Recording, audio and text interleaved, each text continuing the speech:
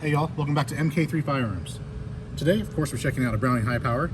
This is a real one, and it has one of our original colors we created for the high powers. This is MMG gray. So it's kind of like a medium stonewash, if you will, medium gray. As far as the gun goes, we'll start up with the front. Crown barrel, 11 degrees from the bushing into the barrel, of course. Trijicon HD night sight up front, our favorite sight, one of them anyways. Probably the most popular for sure.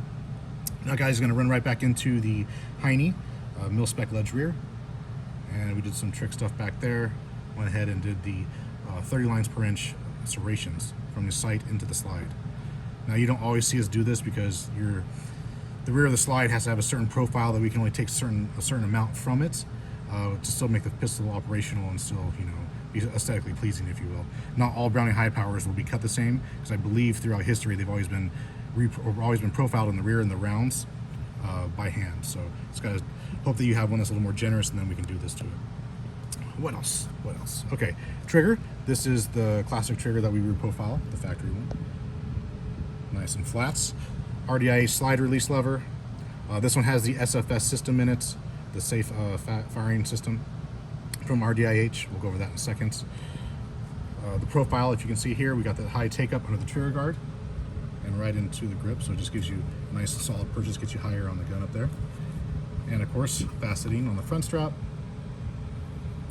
and on the rear or back strap of the gun as well, all the way up into the beaver tail. Beautiful beaver tail, of course. Beveled magwell on this guy, I believe. Oh no, this one doesn't have beveled magwell. They opted not to. So actually, if you're used to seeing our beveled magwells, that's what the high power looks like factory. It just has a, you know, thicker edge, and it's a little harder to get the magazine in, but it's not horrible. What else? VZ Pro Slim grips, and let's check out that system. So the RDH SFS system, the way it works is you essentially carry the gun cocked and locked. So once you get the gun cocked, you're going to push the hammer up. It's funny because they don't actually go all the way into battery. They always stick out a little bit. And this one actually will show you when we take and we do the serrations from the rear of the sight into the slide, how much material is taken away actually. There's a bit, so you have to have enough back there to do that without it compromising the pistol. Anyways, so once you push that up, you push the safety down, and it goes back to cocked and locked.